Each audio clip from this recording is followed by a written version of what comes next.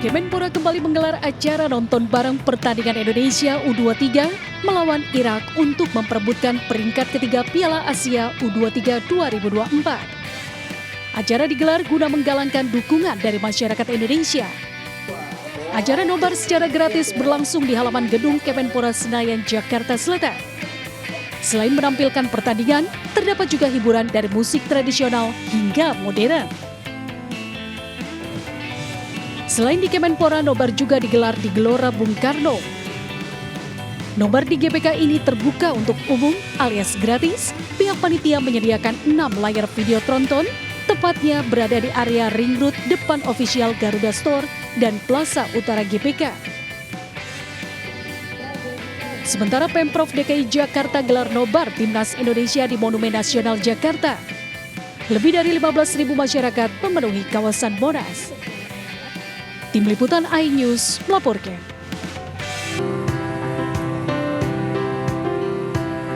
Sementara di Sidoarjo, untuk mengikuti aksi nonton bareng laga perebutan juara 3 Piala AFC U23 2024 di alun-alun Sidoarjo cukup tinggi.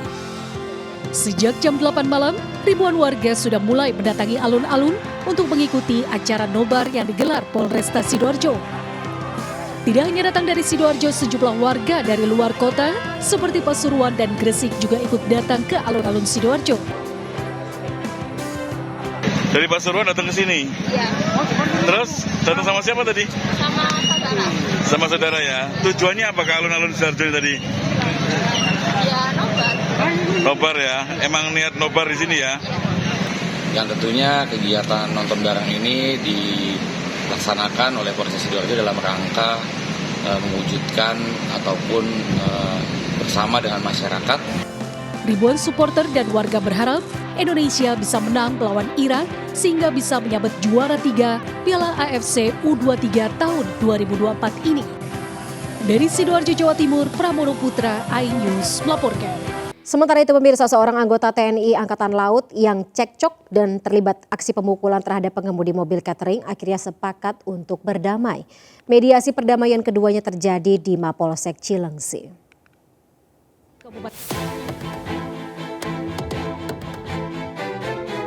Cekcok antara sopir mobil catering dengan anggota TNI Angkatan Laut, Kopral Kepala Hairul Anam yang terjadi di Jalan Raya Transyogi, Cilengsi, Kabupaten Bogor, Jawa Barat, berakhir damai. Video keributan antara keduanya yang berakhir pemukulan kepada sopir mobil catering viral di media sosial. Pihak Angkatan Laut langsung merespon peristiwa ini ke Mapolsek Cilengsi. Sebelumnya korban melaporkan peristiwa pemukulan kepada Polsek Cilengsi. Bahwa benar saya telah melakukan tindak pemukulan terhadap saudara Alvin dan saya beserta saudara Alvin telah saling memaafkan atas kesalahan masing-masing. Bahwa benar saya pengendara mobil pick up Grand Max mengakui dengan kejadian tersebut, meminta maaf kepada institusi TNI khususnya TNI Angkatan Laut karena tanpa kami ketahui video tersebut tersebar luas di media sosial. Usai pertemuan, keduanya sepakat untuk berdamai dan tidak membawanya ke ranah hukum.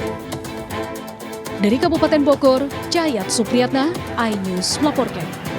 Sementara itu pemirsa, viral di media sosial rekaman CCTV 2 WNA asal Pakistan yang melakukan kejahatan modus hipnotis kepada kasir dan juga penjaga toko di Goa, Sulawesi Selatan. Akibatnya uang di laci kasir yang diperkirakan jumlahnya lebih dari 1 juta rupiah raib dibawa kabur.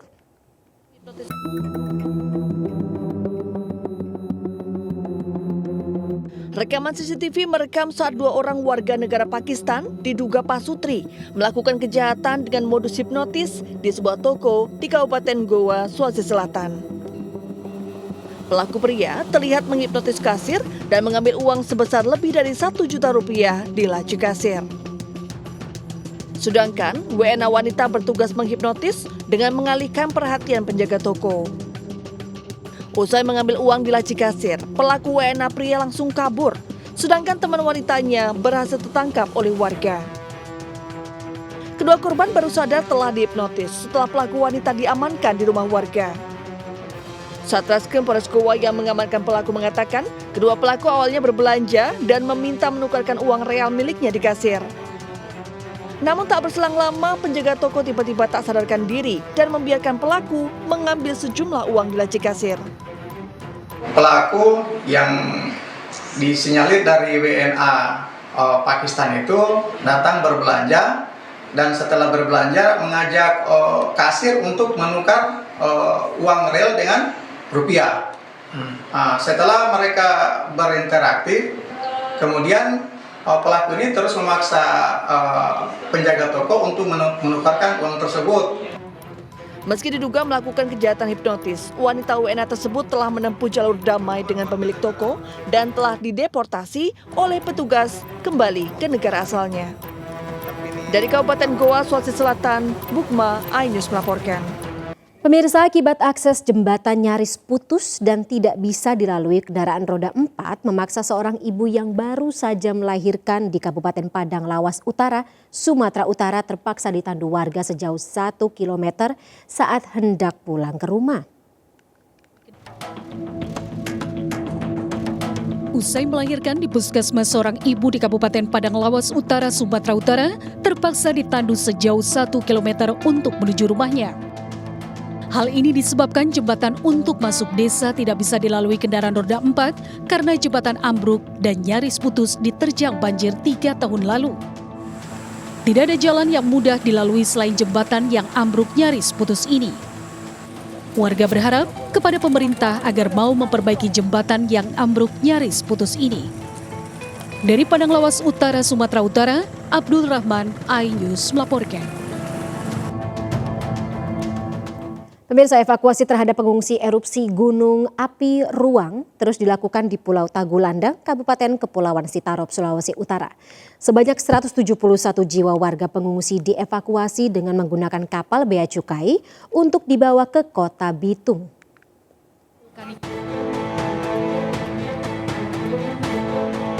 Kapal bea cukai bersandar di dermaga Pelabuhan Tagulandang, Kabupaten Sitaro untuk mengevakuasi pengungsi menuju Kota Bitung. Warga mengaku rumah mereka rusak akibat terkena lontaran batu kerikil dan abu vulkanik Gunung Api Ruang, bahkan mereka masih takut dengan erupsi susulan.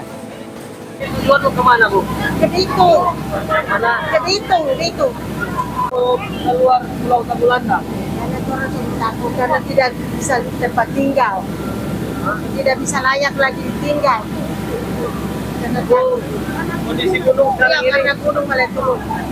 Rencananya kami siap selalu sih, tergantung dari permintaan berapa banyak atau berapa butuh waktu berapa lama kami siap untuk membantu.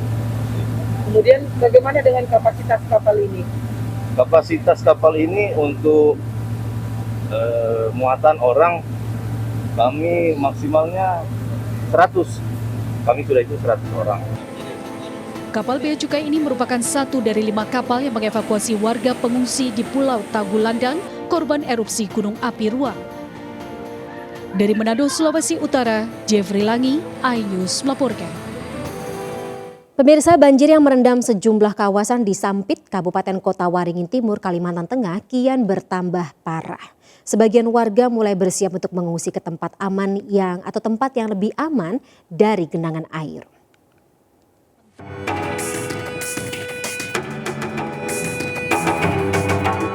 Dalam 3 hari terakhir, banjir merendam sejumlah kawasan di Sampit, Kalimantan Tengah. Salah satu kawasan yang paling parah adalah Kelurahan Sawahan, Kecamatan Mentawa Baru, Ketapang. Di titik ini, banjir merendam ruas jalan hingga rumah warga dengan kedalaman bervariasi hingga mencapai pinggang orang dewasa. Selain itu, banjir juga merendam fasilitas umum seperti gedung sekolah dan rumah ibadah. Akibat banjir, warga kesulitan beraktivitas terutama untuk tidur saat malam hari. Sebab itulah sebagian warga pun mulai bersiap mengungsi ke tempat yang lebih tinggi. Hujan sedikit banjir.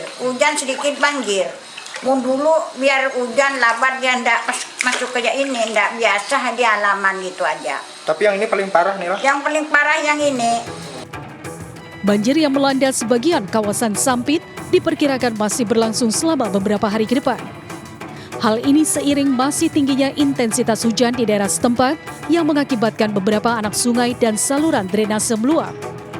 Dari Kabupaten Kota Waringin Timur, Kalimantan Tengah, Nurmansyah, iNews melaporkan. Kita beralih ke informasi lainnya pemirsa, atlet biliar Indonesia Ferry Satriadi berhasil meraih gelar juara dalam kejuaraan biliar internasional Borneo Nine Ball International Open 2024 di kota Pontianak, Kalimantan Barat. Di babak final, Ferry Satriadi mampu mengalahkan Rico Herman dalam pertandingan yang cukup sengit dan berkesudahan dengan skor akhir 10-8.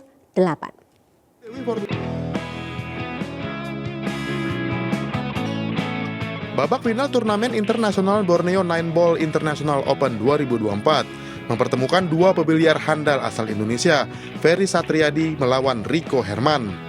Skill mumpuni kedua atlet biliar ini membuat jalannya pertandingan cukup sengit dengan saling susul angka pada awal-awal pertandingan.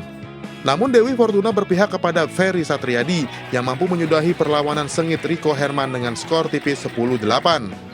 Dan keluar sebagai juara di ajang bergengsi yang didukung penuh oleh PB Popsi ini. 112 atlet biliar turut ambil bagian dalam Borneo Nine Ball International Open Turnamen 2024 yang digelar di Bakut Pool & Cafe Pontianak, Kalimantan Barat.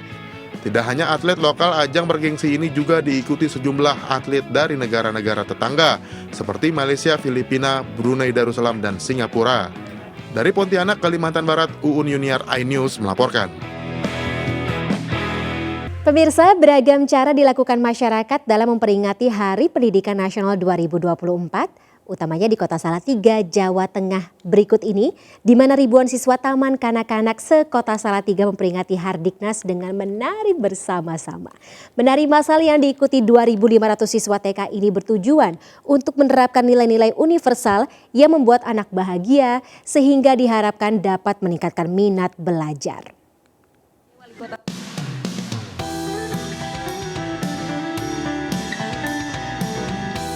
Ribuan siswa Taman Kanak-kanak se-Kota Salatiga, Jawa Tengah kompak menari di lapangan Pancasila dalam rangka memperingati Hari Pendidikan Nasional. Mengenakan seragam olahraga dari masing-masing sekolah, anak-anak ini tampak kompak mengikuti arahan instruktur saat melakukan gerak tari. PJ Wali Kota Salatiga yang turut ikut serta menari massal berharap anak-anak merasa bahagia untuk meningkatkan minat belajar anak. Tujuannya yang pertama adalah untuk mereka, ketika anak-anak itu bersama, mereka akan bahagia. Jadi kuncinya adalah bahagia. Ketika mereka bahagia, mereka belajar pun dalam suasana bahagia. Sebelum menari bersama, ribuan siswa TK ini juga diajak untuk mengikuti upacara bendera guna mengenalkan nilai-nilai kebangsaan. Dari Kota Salatiga, Jawa Tengah, Lurisa, iNews melaporkan.